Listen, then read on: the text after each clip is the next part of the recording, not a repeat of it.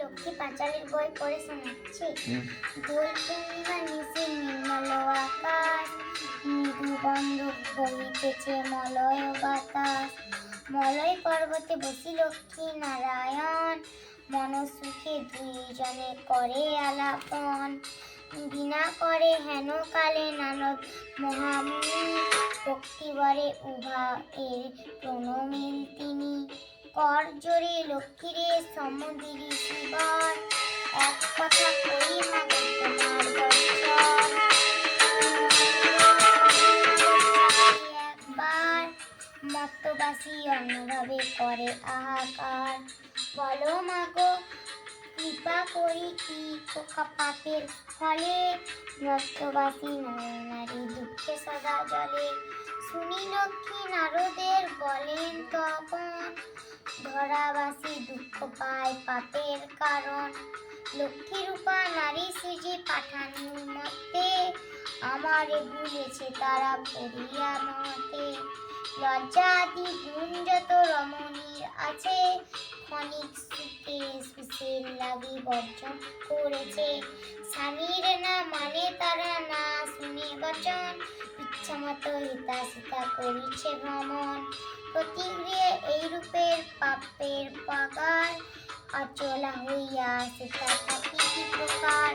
শুনিয়া নারদ বলে বিষণ্ণ বদনে, কি রূপে প্রসন্ন তুমি হবে নারী গণে।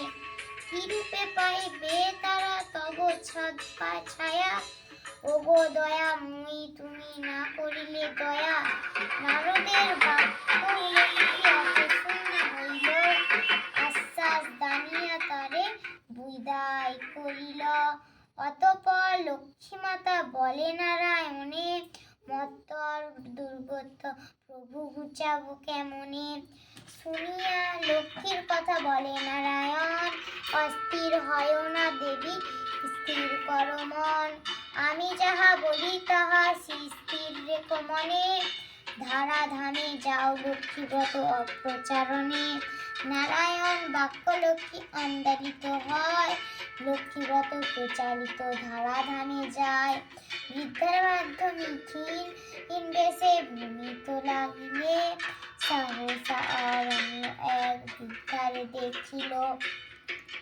বৃদ্ধা দেখিয়া লক্ষ্মী জিজ্ঞাসিল তারে, কেবা তুমি কি কারণে এসেছ কান্তারে। শুনি বৃদ্ধা বলে আমি অতি অভাগিনী, একে একে বলে বৃদ্ধা দুঃখের কাহিনী। লক্ষ্মী বলে গৃহে ফির কর লক্ষ্মীব্রত, শুক্রবার সন্ধ্যা কালে হয়ে বুধ যত। উপদেশ দিয়া লক্ষ্মী হইল আদর্শন, ফিরে ফিরি বিদ্যা বলে লক্ষ্মীর পূজন। লক্ষ্মীর কৃপায় তার দুঃখ দূর হয়, ধৈর্যস্বরে পূর্ণ হইল আহা তাহার আলয়। পুনরায় গৃহে লক্ষ্মী করে আগমন, হইল বৃদ্ধার গৃহ শান্তি নিকেতন। মধ্যেতে বাস করে এক বণিক তনয়, দৈব যোগে এলো তথা ব্রতের সময়। ব্রত দেখি বণিক জিজ্ঞেসে নারীগণে, কিবা ব্রত কর সব মিলি বাগাগণে। সদাগর কথা শুনি বলে বুধগণ, লক্ষ্মীব্রত করি ইথে মানস পূরণ।